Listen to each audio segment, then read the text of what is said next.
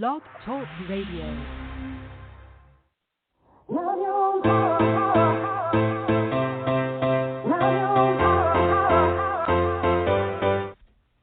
Chatting with Nat is a podcast for independent women seeking to speak their truth and to break down barriers. We host honest conversations that help to guide and empower women. Speak your truth and set yourself free. Let your voice be heard. Hi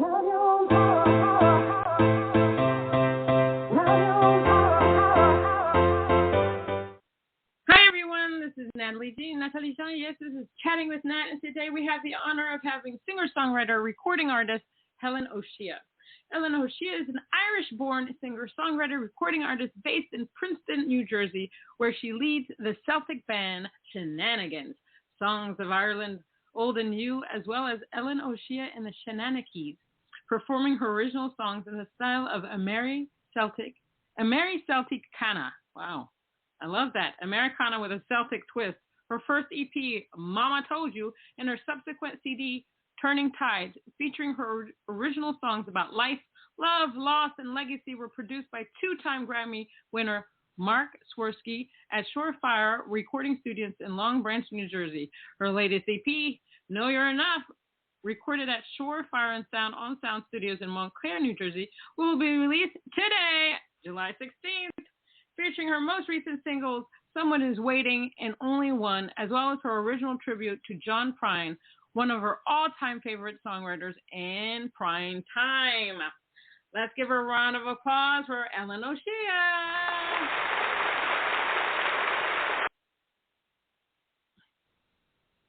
Hi, Helen. Hi, Natalie. Thank you so much for having me. I'm really excited to be here, especially on release day. Yes, it's always fun to talk to somebody else on release day because releasing things... Yeah, it really is. You've had it hidden for so long, and now it's out in the world, and it's very exciting. And sometimes you're like at home doing the dishes, and it's like nothing really happened, so it's really thrilling to get to talk to you today of all days. I mean, it's amazing. You've done this through a pandemic. People say, we're not in a pandemic anymore. Yes, we are.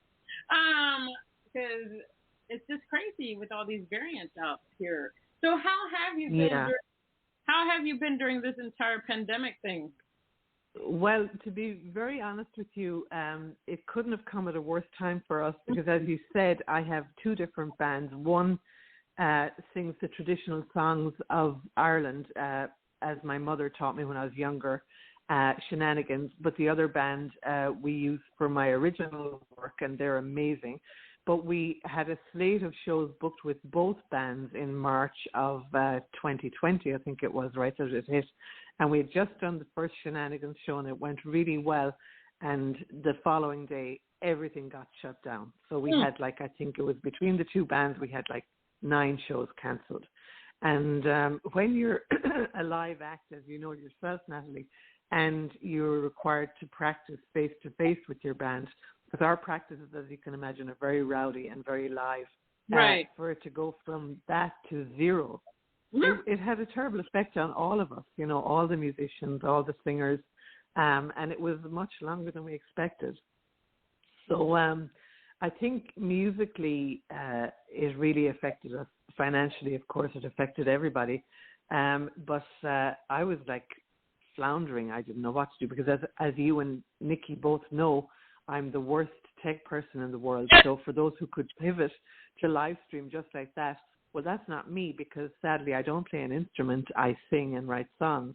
Right. So then I reverted back to, how I grew up in Ireland. I had once before done an a cappella show in honor of my mother. And in between, my mom had passed away. So I decided that on March 17th, I had an opportunity to do an a cappella show called Songs My Mother Taught Me. So that scratched the creative itch for March. But then after that, I was like, what do I do? And who am I without music? You know what I mean? So I had started working on the EP with my producer, Marc Swersky, before my mom passed away. And it was going in a totally different direction. It was supposed to be upbeat and not at all like me because my band are always saying to me, Helen, will you please write a happy song so we can jam out and not, these sad, ballads about people, and situations, which is what I tend to write about. Right. It started out with only one, which if you've heard it, it's a real, really out of the comfort zone for me. I mean, the day we were in the studio, when I heard it back, I was like, lads, I can't release this. I'm a singer from Ireland, they're never going to believe it.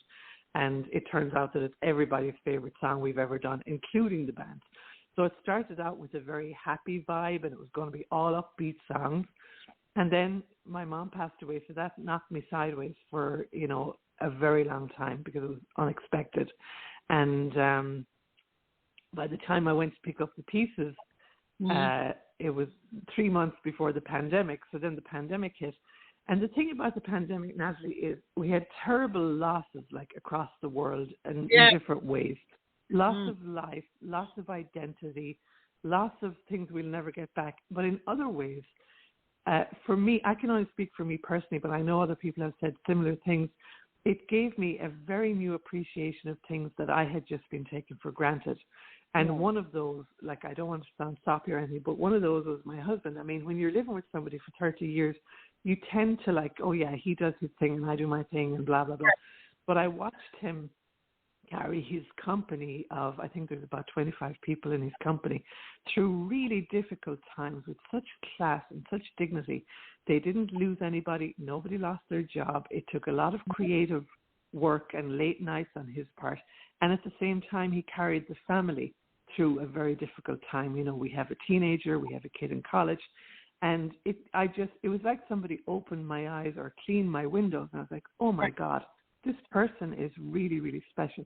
So the song on the album called Hey Darling, that has never been released, it's out today for the first time, is written for my husband from a place of honesty for what I saw in him during the pandemic. So the point for me about the pandemic is the losses were terrible, and I have friends who lost people at very young ages, and their lives will never be the same. But it's also a time to pause and say, what can we take from this experience into the next chapter, and what can we leave behind? Yeah, I agree with you 100%, because the next question that I have for you is about the whole pandemic thing. The pandemic thing was crazy. It was horrible on so many levels. I can't even go into the craziness and how horrible it was, but there were bright parts in it. I mean, climate change, my God, the animals were just like, oh, we can breathe because nobody's outdoor. Mother Nature was just like, whoo, oh my God, I can see the green breathe. And the sky was clear and nobody was getting, I know we were all wearing masks, but it's the least sick people have been ever in the year. You know what I mean? Exactly. And, I was able to do a bunch of webinars, conferences, work from home, do all this stuff on music. And I had time to self-reflect. I mean, I've been doing that since before the pandemic, but I really decided who I wanted to be as an artist as well. And I think a lot of people took that time. A lot of people that I talked to on the podcast, they said, yeah, I had a year of downtime, so I really wanted to figure out who I was as an artist. Did that also happen to you, where you did some self-reflection for yourself and how you want to be perceived as an artist? Absolutely, but I have to tell you, before I answer that question, I really want to answer that question. You're being very generous, because you're not sharing with everybody that not only did you do self-reflection during the pandemic, but you also thought very seriously about how you can elevate other women in the profession during the pandemic. And by creating Sisters in Music, you and Nikki are about to do something magnificent for the women in music across the world. And I'm proud to say that I became member number 11 on Wednesday, I think it was. And I think you're going to go to the thousands of members because of who you both are and what your mission is. And I really want people to understand that what you've done and what you're doing is an absolute gift to every woman in music, whether she's 13 or 73. And I applaud you, and I'm behind you. And, I already signed up to be a volunteer for your event in New York because it's near Princeton. But, I told you before, other things I can do, like on the computer, I will help with. But you need a band of women to get behind you. The days of somebody takes their shoulder to the wheel and they do everything. Those are gone. Women need to wake up. We're all in this together, and we all need to put our shoulder to the wheel. There's no divas, you know? Amen. So let me answer your... Sorry? No, I said amen. No divas. No divas. No divas. We will wear crowns, but we ain't no divas. I'm proud not to be divas, because we all need to get to work and support people like you and Nikki that have the courage and the dedication to lead a charge like this. People need to get behind you. And it's not just liking your posts. It's like, what can I do? Raise your hand, you know? Exactly. But to answer your question about the reflection, it's very interesting, Natalie. You know, I didn't reflect so much right in the middle of it. In the middle of it, it was like, what can I do to keep myself going? You know, it was really a survival mode. But as we petered out and really in the last 2 months, I really gave some thought to this. And I'm like, you know, I'm a lot older than a lot of musicians. I came to music. I was 50 when I started working in music. Remember, I was in medicine and research and teaching. And when we moved to Princeton, I had the opportunity, because I needed to be home with the kids, to go back to what it was that I always wanted to do. So I don't have time for messing around. I'm late to the party, but I'm not going anywhere. I'm going to go out in a coffin singing, and that's absolutely true. So I've decided after the pandemic, I don't have any time to waste anymore. So, and this is very new, like I haven't even discussed this with my husband, but I woke up last week and I said, you know something? If I need a record company, I'm going to make my own record company. I'm going to follow the John Prine model, Oh Boy Records. If you look at his bio, he sat in his kitchen and said to his friend, why should we be paying the record company, you know, all this money for the records that we're making? So he very smartly created Oh Boy Records, because he said, oh boy, that's good. He used to say, oh boy, all the time. And he mailed his CDs to his fans. So I'm like, okay, that's lesson number 1 from John Prine, who I adore, by the way. So I don't know how to do it yet, but I'm going to figure it out. The second lesson is, my fan base is not the wonderful hip hop artists and the music that my son listens to. You know, a white boy in Princeton, he is and knows every artist, and you know, and he loves that music. And I don't understand it. I think the writing is brilliant, but that's not my tribe, you know. So my 25, 20, but there are a lot of men that like my music when I look at the Spotify stuff, because there's stories about life and stories about real relationships with kids, with partners, you know, how to help your kids do better in the world. Like, only one is about, you don't need 10 friends. You need one friend. And if you have one good friend, you can get through all the high school crap. And when you're older, if you have one good friend when you're 70 that you can go to bingo with, that's all you need, you know. And when you distill it down like that, it's a good life lesson. But, you know, my audience is not everyone on Instagram or everyone on Facebook. In fact, most of my audience probably doesn't do social media. So that's another reflection that I've had, is I have to find a different way to get songs that I write that I know people respond to, because I've seen it in live shows.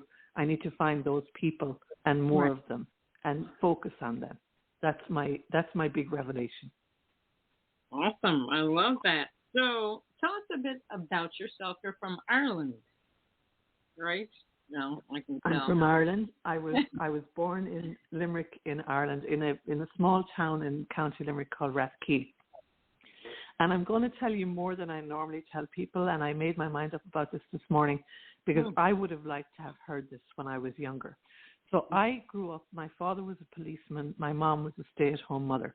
My father didn't believe in borrowing money for anything, so he paid cash for everything. And he had his reasons for that, which we may or may not go into, because my father is a very, very big influence in my life to this day, even though he passed away in 2008.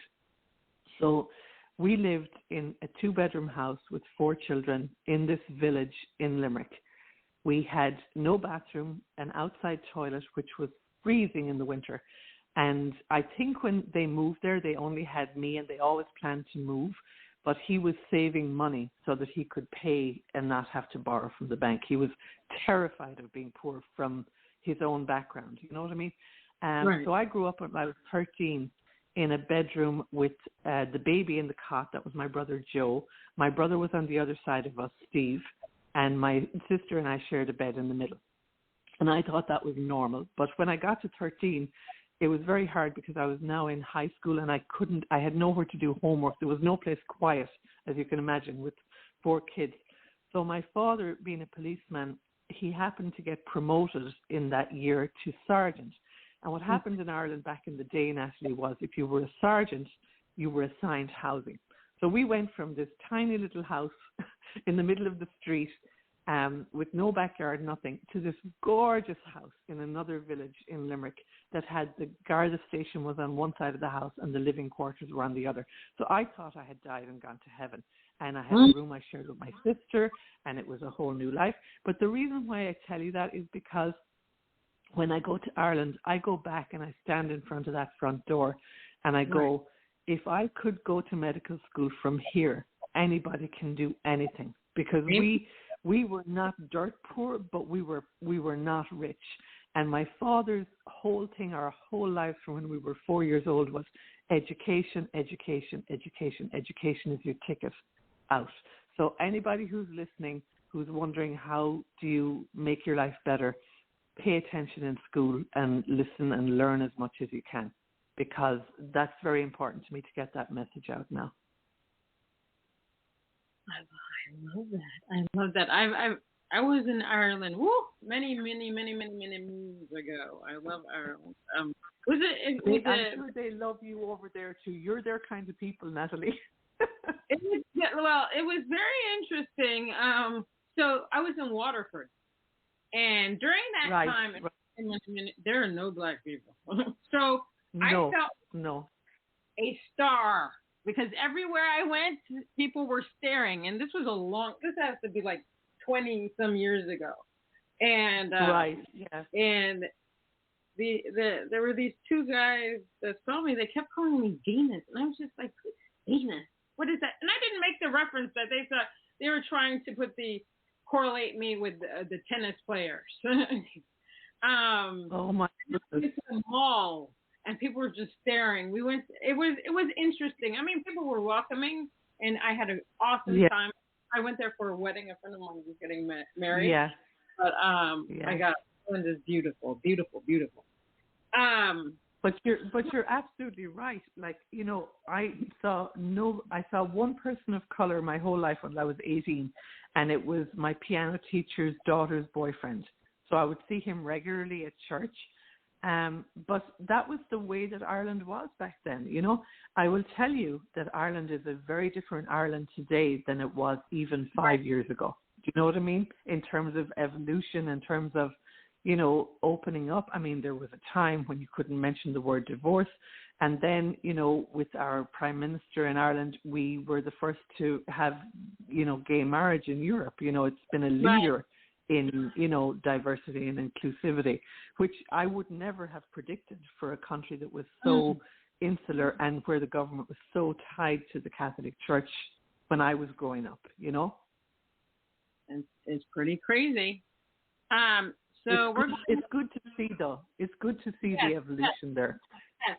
I mean, we've gone through so much stuff in the past 6 years, and things are evolving. Things are evolving in a great way. Some are going, I don't know where it's going, but I love to see the acceptance of people in the world. That, I mean, we need more love, understanding, and compassion in the world. And I think that we're getting there slowly but surely. But it's a process. I mean, you would think that it's so like common sense. You would think that it should have happened years ago, or that you could pull a switch. I mean, that's what I don't understand. It's very frustrating. But, you know, love is love. We're all people. We've all been through hell in the last year. Nobody was untouched by what we all went through. So if anything, it should bring us all together in an organic way, you know? Amen to that. So we're going to play your song, Prinetime. Which one are you choosing? Prinetime. Oh, fantastic. So let me say a word about that, Natalie. I wrote a poem for Fiona Prine. I don't know her personally, but she's from Ireland. And when you're Irish in America, you feel a kinship even if you don't know the person. But when he was sick, we were all like, everybody was devastated, and we were lighting candles for him and everything. And we all thought he was going to recover because he'd recovered from everything before.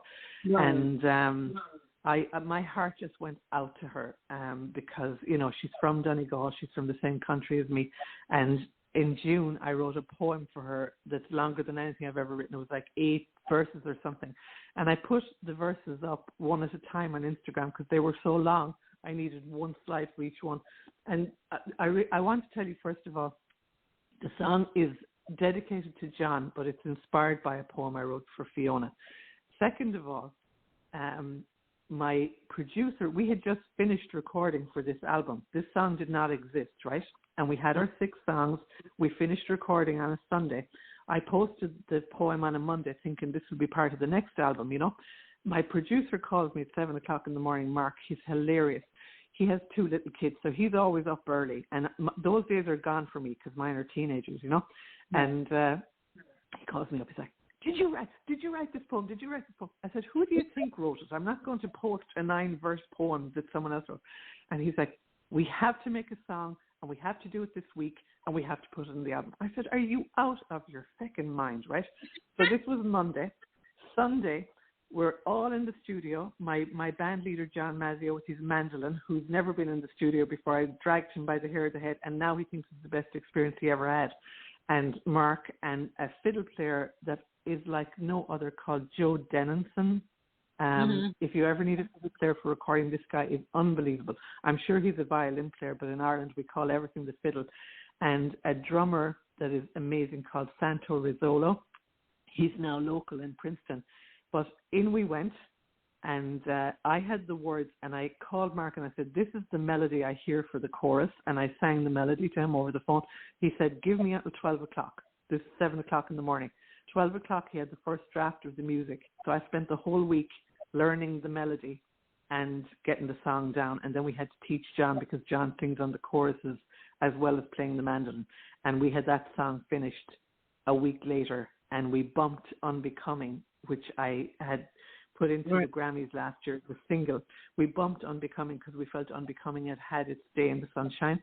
And we put Prinetime on the album. Whoa. Music is just fun, isn't it? It was meant to be. Right.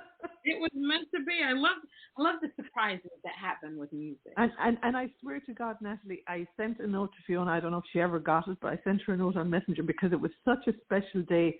I described the day for her. I know she's still deep in grief, but if ever she goes back and looks at her messages, she'll find it. We felt a presence in the studio in Montclair that day. Everybody said it. It wasn't just me. There was a reverence and a dignity.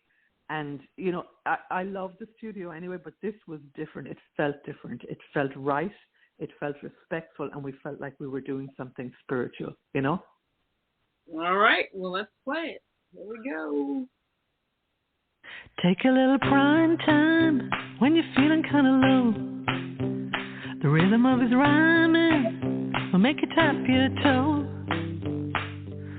Words that flow like fine wine will chase away your woe. Spread his love and kindness everywhere you go. The man, the myth, the legend, he answered every call. From paradise to Nashville and the hills of Donegal. From Paris in the springtime to Montgomery in the fall. Americana, the Shanakees, missed by one and all. The walls lit with candles for every soul he touched. And we all bowed our heads in prayer, cause he was loved so much. He taught us all to get along with his storied empathy, and sang us back to who we were, with songs that set us free. Take a little prime time when you're feeling kind of low. The rhythm of his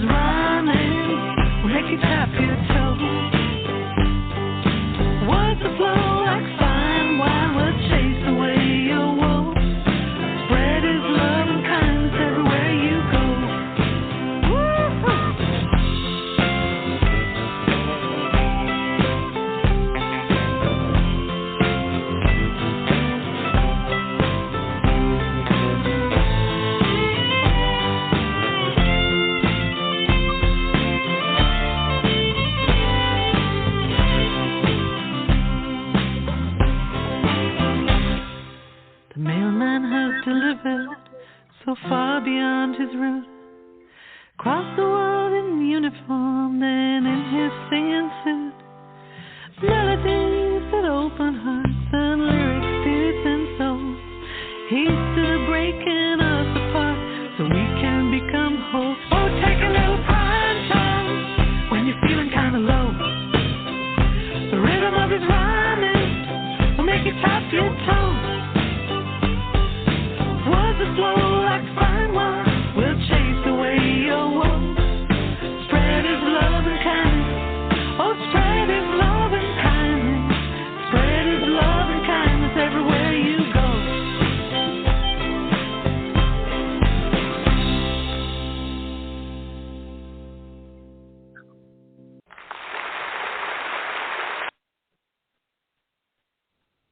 I love that. I was grooving to it. You were? Oh, that's brilliant. That's brilliant coming from you, Natalie. I mean, I'm thrilled. There's that country flow to it, though. You know, you can tap your toe to it. I like it. Well, we wanted to kind of reflect his style of songwriting too, you know. Yeah, and I got that through that. What is it about the music? How did you get gravitated to the music industry? Was it a particular concert? Was there a show you were watching? Is there a song that you heard that you're like, oh my gosh, music is me? Okay, I wish I had one of those fancy answers for you, but it couldn't be simpler. I grew up in that little house, and my mother was always happy when she was singing, and she loved singing. I mean, she had a beautiful voice. So, you know, all I ever remember is her singing, and she was happy. So I always associated singing with something good. So when we would go in car rides to my grandmother's or anywhere, we all had to have a song in the car. So she taught us all different songs. She taught me all the old Irish songs. She would sing from the minute she got in the car until we got home. And my father loved to hear her sing. So he'd be like, Joe, start a song. And she'd give all the kids a song, no matter how young they were. There was an age-appropriate song.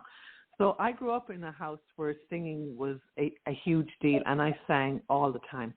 And when I was in high school, I joined a duo. I had this great friend. She used to write songs, which to me was like, oh, my God, you're a genius. Right. And she had a very high voice, and I had a very low voice. So she taught me how to sing harmonies to her original stuff. And one of the songs that we used to do together that people loved and would always ask for was Father and Son. And she would do the son part, you know, Cat Stevens? Yeah. And I would do the father. And we were asked to play at like church events and school events and whatever. And then we were part of this. I don't know if you remember the charismatic renewal. They used to have like camps for kids. So my mother would bring us all down in the tent to the beach in Fenor on the west of Ireland, and we would go to these charismatic renewal things because my mother was very religious. But of course we were going there to spot the talent and see what boys came down from Dublin and all that kind of stuff. But it was all singing. And there was a guy there who had a band, and he asked me to join the band when I was 18. So I went to my father and I said, Dad, I want to join a band. All I want to do is sing. And my father said, get that notion out of your head. You're going to college and you're going to be a doctor, and I don't want to hear any more. So being that I loved my father and I was a daddy's girl, I was like, okay, I'm not going to bring it up again. And I never did, Natalie. And I went to college, became a doctor. When I was in college, I kind of really liked this guy who was in a band, so I would get my fix about being in a band just hanging out with them and making mixtapes for them to play while they were setting up their equipment and everything. And, you know, I said, okay, that's it. That door is closed and I need to go through this door because this is what my father says I need to do. Because in Ireland, you did what your parents told you. There was no question, you know, not like my two. Oh, my God, not like these two here. But anyway, I went off to medical school. I worked in Ireland, I worked in England, I worked in America, I worked in Canada. And in 2008, my poor father was killed instantly in a car crash. And I remember I was working at McGill at the time, at McGill Medical School. And I went home to Ireland for the funeral. And I remember, this is weird now, you know, the night between when they have the removal and then they do the burial the day after, So it was a Friday night, and I was standing in the kitchen. It was full of people, and we had taken him home, because we do the wake in Ireland in the house. And I remember standing there in my suit in the kitchen going, who am I going to call now when my research gets picked for a meeting in Spain, or when I have to go to Montreux, or all these things? Everything that happened to me in medicine, he was my first call, because it was 50% for me and 50% for him. And that was when I heard the message in my head. No line, actually. I'm not mad. I heard the message in my head. Remember how you wanted to sing? You need to start thinking about that. And on the flight back to Montreal, I had a napkin on the plane, and I'd written down 10 songs, 10 cover songs, by the way. It never occurred to me to write, but 10 songs that I was going to record before I died.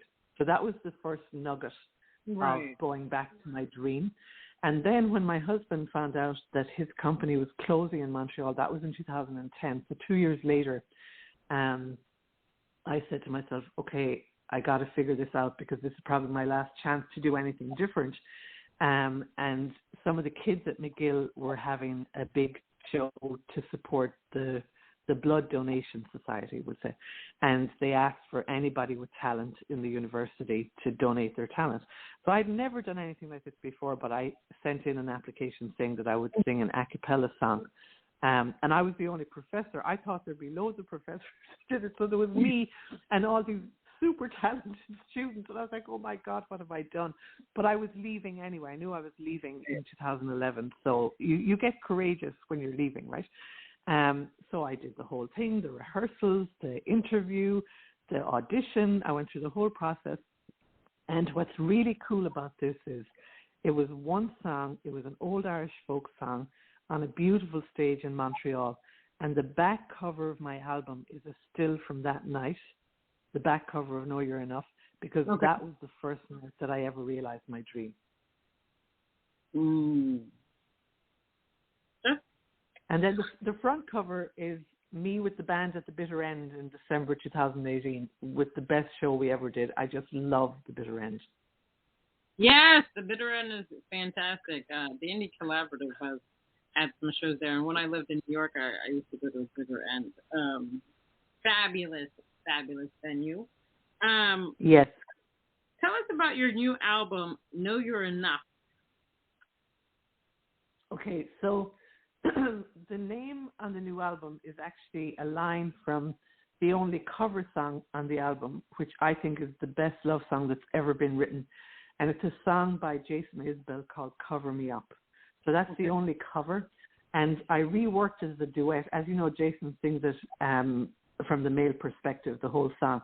So I reworked it as a duet where I do the first half, and this brilliant singer-songwriter from New Jersey, I first found him as a songwriter because his writing is so inspiring. But then I realized his voice is unlike any other. And he had previously recorded with me on the Christmas Irish song, Fairy Tale of New York. So we brought him in to do Cover Me Up as well. So that's the last song on the album. It's a cover of Jason Isbell. But that's where I took Know You're Enough from. And that was a message to my mother when she was sick and passing away and regretting things that had happened between us or whatever. And I was like, no, you're more than enough. You did more than enough, blah, blah, blah. And then it became a mantra to my daughter, who's now 16. You know, you're enough. It's not enough to say you're enough. They need to know it themselves.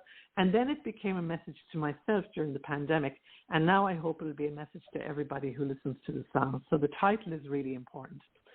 The album itself, like I said, I had started working on this before my mom passed away. So we had 2 tracks done. We had only one done with this fabulous sax player, Tommy LaBella, here from the Shore here. And the drummer on all the tracks except for Prinetime is Steve Holly, who plays with Paul McCartney and many other artists. But he's an absolute gentleman. I love working with him. So he's played on an awful lot of my songs so far.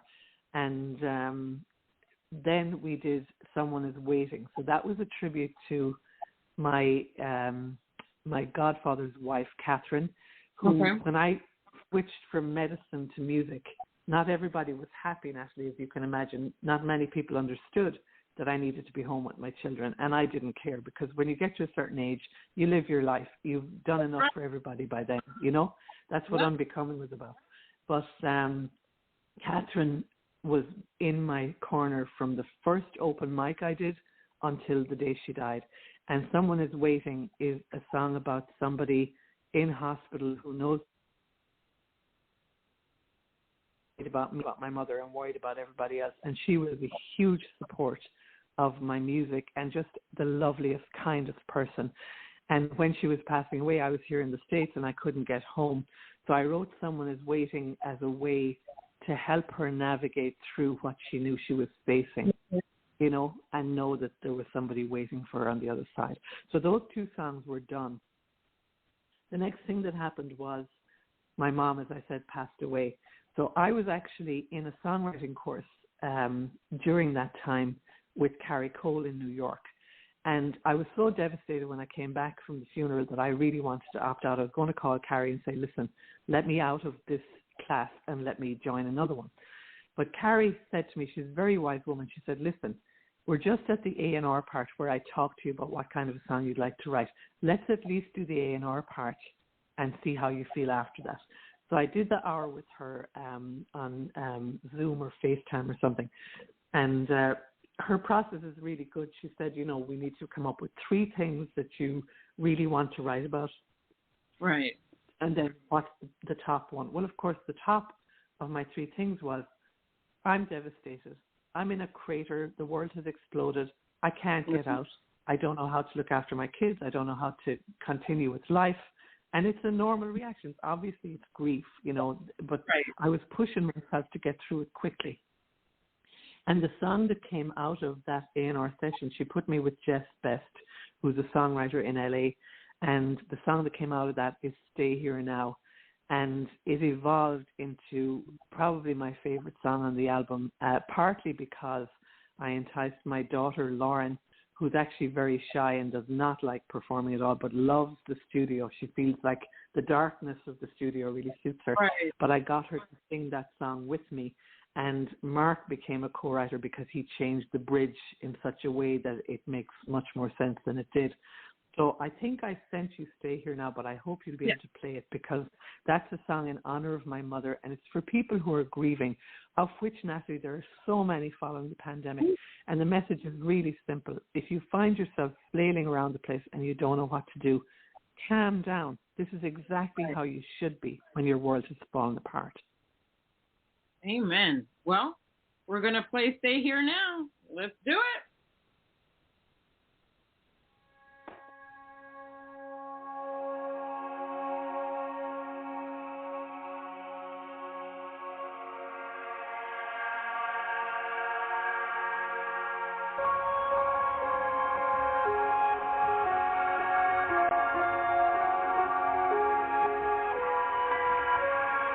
Waking up in a different world, laying in the rubble of a home that's no longer here. All messed up, like a little girl, crying for the man who used to dry her tears.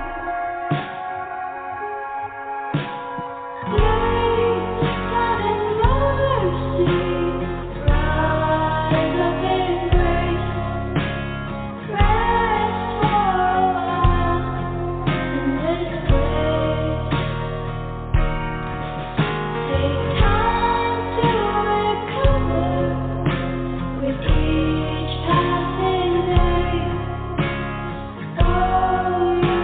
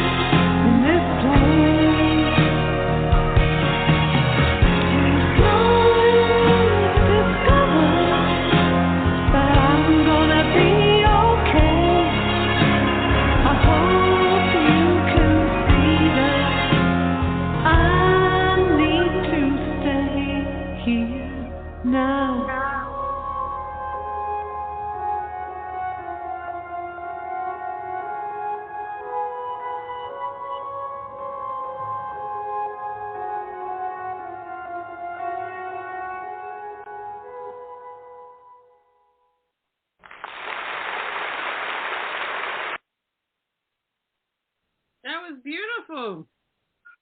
Beautiful. I have to say, I'm so overjoyed that I got Lauren to sing on that. I don't know if it'll ever happen again, but she elevated the song to a whole new level, you know?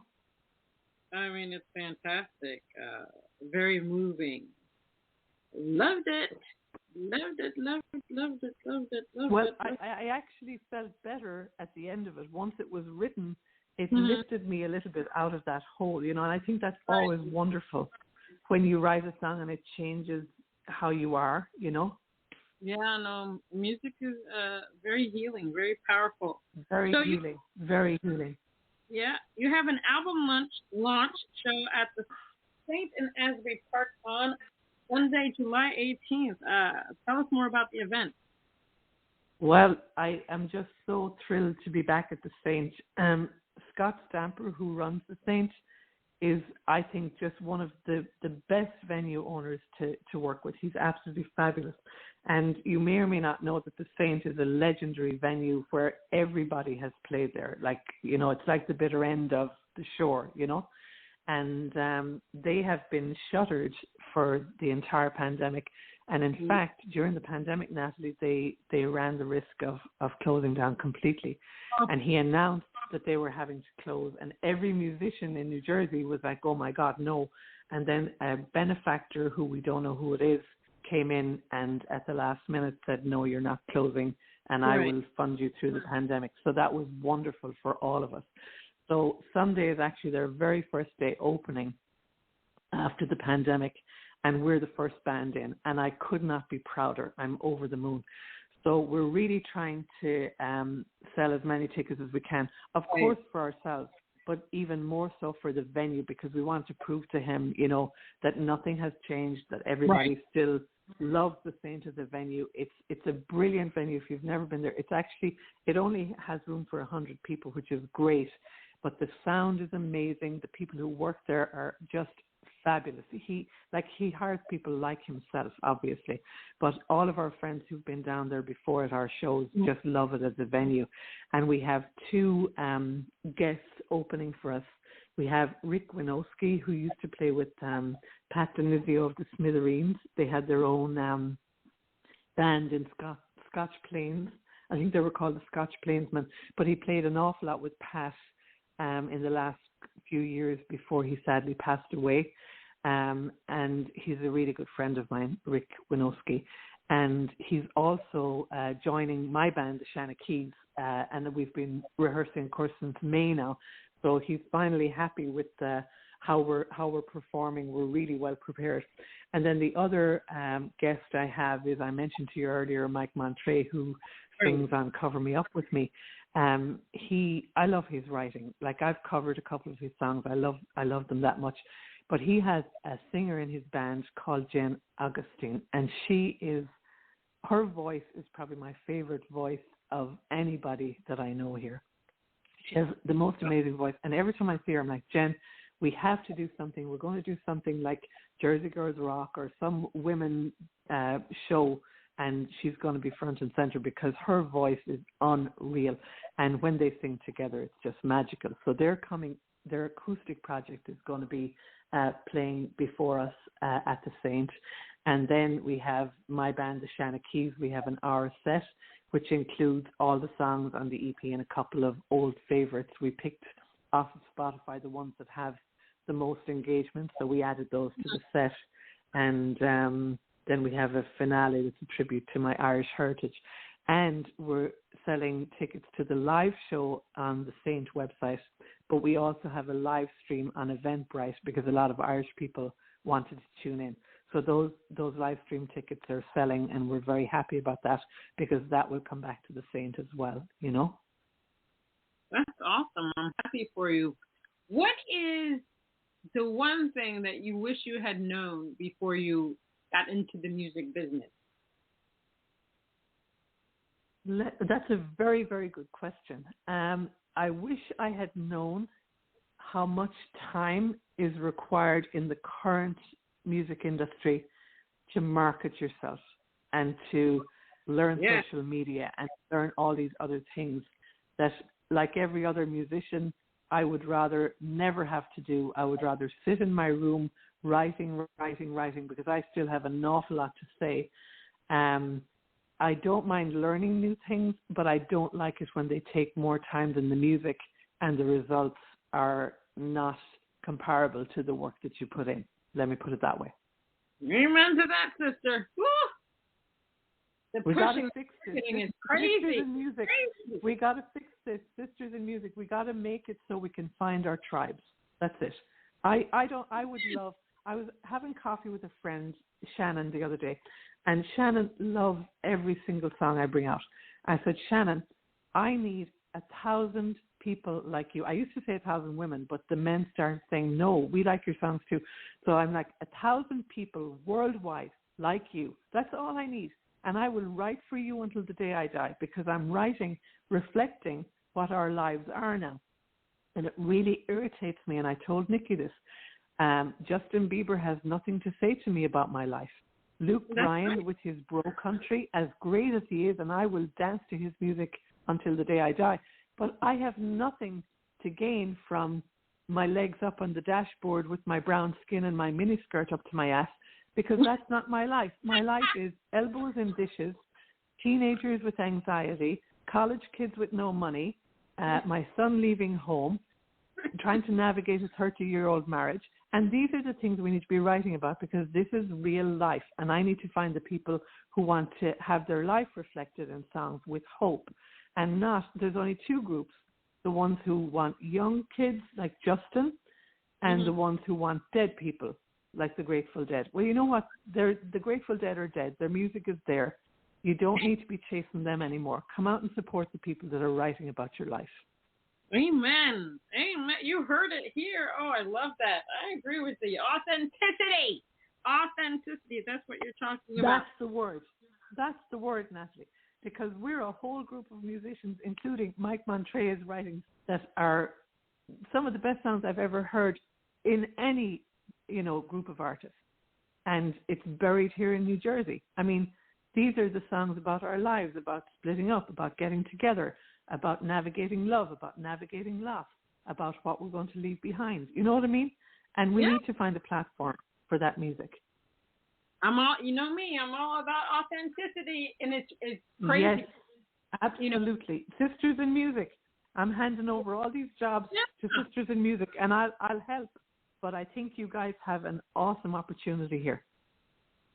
Yeah, and it's funny because a lot of people, everywhere I turn, I'm always watching something. The word authentic and authenticity keep popping up. And what I realize in talking to many different people is that's what people are craving. They're craving authenticity. It's not to poo-poo on the mainstream artists and people wanting to chart, blah, blah, blah, blah.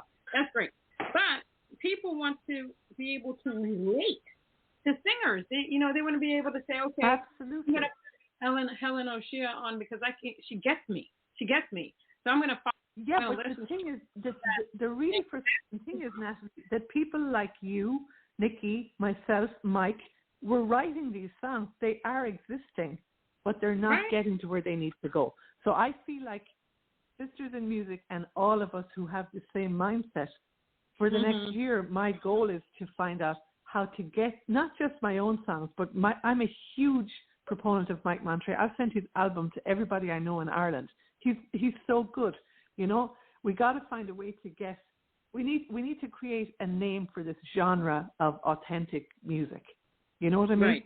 Right. And get it to where it needs to go. That's the next job because it's being written. No, definitely. I agree with you 100%. So the last question is, what is a quote or message that you like to live by? Ooh, okay. So the person who said it is always going to be easy for me because everything that Maya Angelou ever said just goes straight to my heart. I just wish I had lived with her. I wish I could have sat at her knee and just sucked the wisdom out of the woman. But I will tell you, and if there's at least one woman, I'm going to call her out here, Jamie, who has come to me and said, I hear Maya Angelou in your songs. There's at least 3 references to Maya Angelou across my repertoire, right? Because she creeps into my psyche. But the one that I love the most it's in Every Mother's Prayer, the first song I wrote for my mother, right? And we had We had a very difficult relationship for a very long time, and then it became so beautiful. And it's a story for another day. But if you listen to Every Mother's Prayer, you'll hear Maya Angelou in there. And the quote, which I will probably not say correctly, but the quote that I live by and I tell all my friends to live by when they come to me for advice, it's as follows, in my head at least. And please, Dr. Angelou, forgive me if I get it wrong. We did what we did when we knew what we did. And now that we know better, we do better. Amen. Amen. Thank you so much, Helen, for being on my show today on Chatting with Nat. It's always a pleasure talking to you. I love talking to you because, you always enlighten me in so many different ways. Natalie, that's such a lovely thing to say. Well, you inspire me every day, every post, and you and Nikki, I want to get behind you guys 1,000% and bring all the Jersey girls with me, because what you're doing is really important and it could be life-changing for a lot of women. Thank you so much. And that's Helen O'Shea. You can find her at www.HelenOsheamusic.com. Follow her and check out her latest album, Know You're Enough, because a lot of people don't really know that they're enough. I mean, it's crazy that people still don't believe in loving themselves. And I think you need to check out the album. Do it today. Download it, buy it, stream it, do whatever you need to do it with it, but listen to it. Thanks again, Helen. Love you, Nat. Love you, girls. Have a great weekend. All right? You too, babe. Bye. Bye. That was Chatting with Nat with singer-songwriter, recording artist Helen O'Shea. Until next time.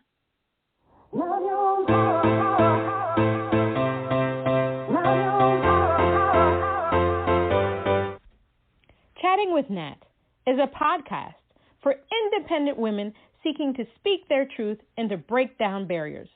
We host honest conversations that help to guide and empower women. Speak your truth and set yourself free. Let your voice be heard.